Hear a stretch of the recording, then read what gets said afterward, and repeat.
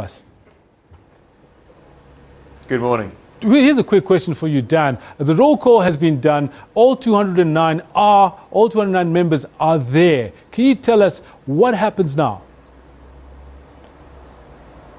Yeah, well, there are actually only 207 delegates, countries being represented. There are a couple of countries who are barred from taking part, but actually the 207 delegates are in the building behind me right now, and what is underway is the start of the voting procedure for the reforms, not the election of the new FIFA president. Before that happens, they need to push through 75% agreement these reforms which FIFA has put forward, and this is essentially FIFA saying these are the big changes that the next president really has to implement to clear out the organisation, which of course is shrouded over allegations of corruption and ongoing police investigations. Those reforms which the delegates are currently voting on include the disclosure of the salaries of the FIFA bigwigs, which of course have always been kept hidden over the previous years. There's also fixed terms for the length of time a president can stay in place, something of course which the previous president, Sepp Blatter, did not have to adhere to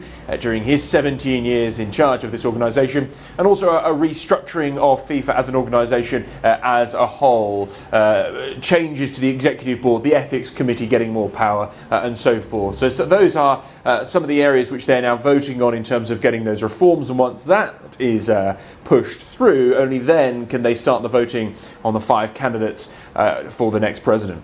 That's very interesting that the first thing you started talking about was the reforms, because yes, we know there's this raft of reforms that they've left until today's extraordinary Congress to talk about.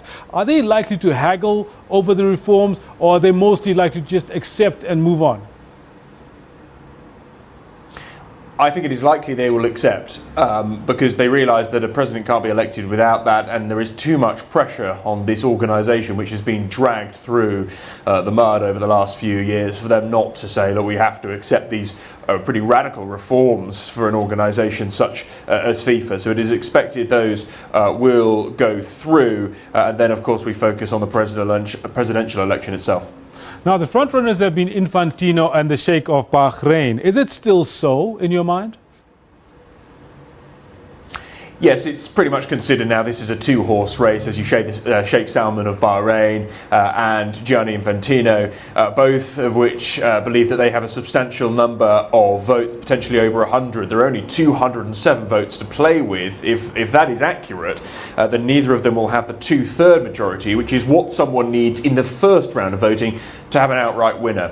Now, what either Sheikh Salman or, of course, Gianni Infantino could surprise us all and actually get that 2/3, in which case it'll all be over in the first round. That begins at around 2 o'clock South Africa time, by the way, the voting on that.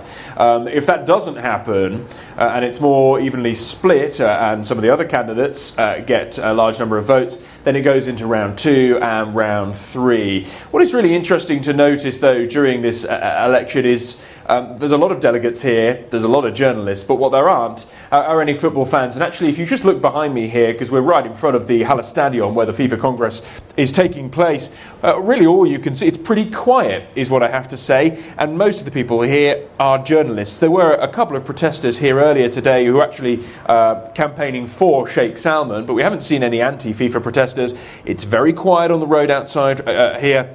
Outside the main entrance there, just a handful of journalists filming. There's not much branding around from FIFA. They appear to be keeping this as low-key as possible. I think they're very conscious, of course, that the spotlight has been on this organisation for so long, for so many wrong reasons, that they just want to get this reforms through and get this new president in. And then, of course, all the eyes of the footballing world will be on it to see that those reforms are actually pushed through by whoever becomes the next president. It's interesting that you bring that up, that there are no the football fans or no anti-FIFA protesters. Does this sound the death knell of interest in how football is run? Or is it just because most people have got a faith in the process that's going on in the Halle Stadion?